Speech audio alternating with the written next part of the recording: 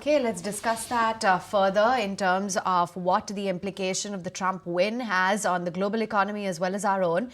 Matt Orton is Chief Market Strategist, Raymond James Investment Management, now joining in on the show.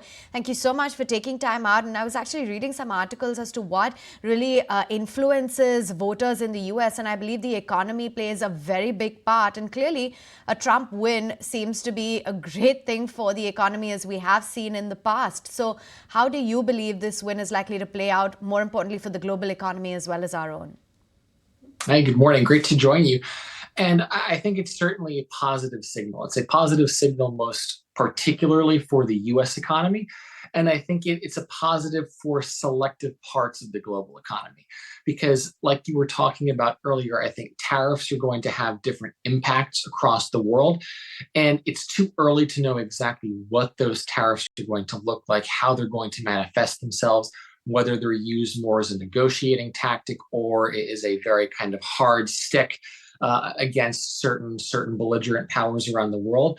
But I think what's most notable for the U.S. economy and why we had so much enthusiasm in the market today, and particularly when you look at more cyclical sectors like financials, it's not only the enthusiasm around growth, but it's that growth can be fueled because of deregulation.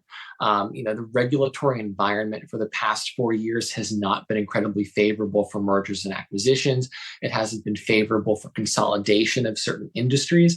And so I think that's a big part of what was playing out today.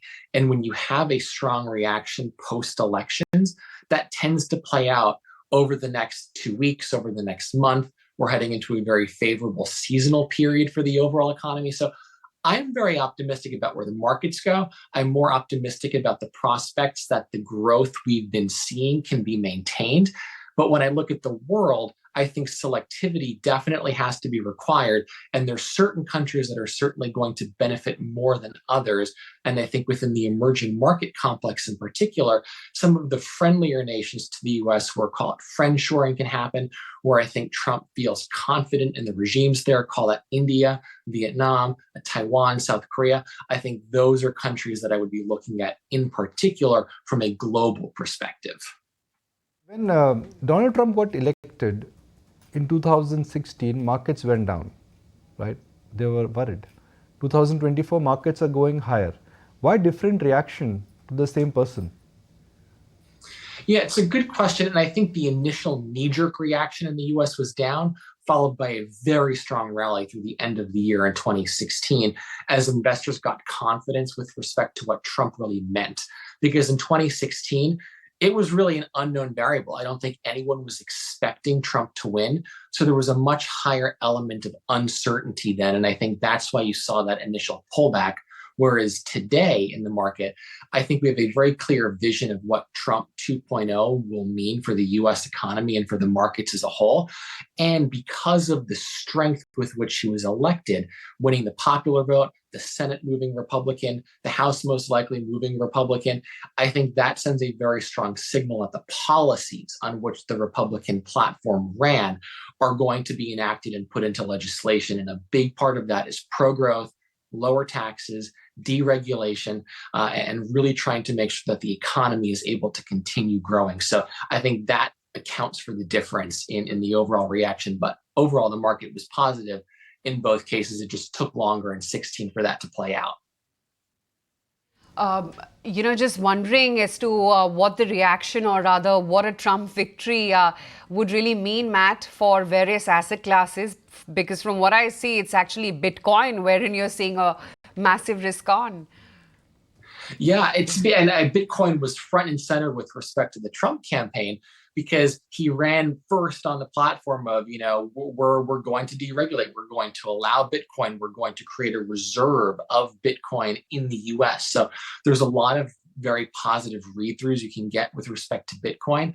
I think sectors like financials, like I talked about earlier, stand to benefit, and regional banks in particular in the US. continue to look very attractive on the idea that there will be more consolidation going forward. I also think when you look down the market cap spectrum, smaller cap companies, assuming rates don't continue to move higher to a significant degree, I think the rally down market cap in the US can be sustained because valuations relative to large are still near historic lows. You've got earnings growth that's starting to turn around, and you have this idea of deregulation, M&A coming back to the market, which stands to benefit smaller companies the most. So there's a lot of parts of the US market that I do think stand to benefit. And even some of the sectors that were weaker on a relative basis today, call it utilities, real estate, your more interest rate sensitive sectors, there's again a lot of selective opportunities there with respect to longer term secular growth themes, artificial intelligence, power grid build out. So again, I think the market's a little bit overestimating the inflationary impact of Trump policies. So I don't think we're going to see rates really back up too much further before the end of the year. And I think that provides scope for some of those sectors to also get a bid once we fully digest all of the news and kind of what the first 100 days might ultimately look like. Matt, so great to have you on the show. Thank you for staying up and chatting with us today. Of course, good to see you.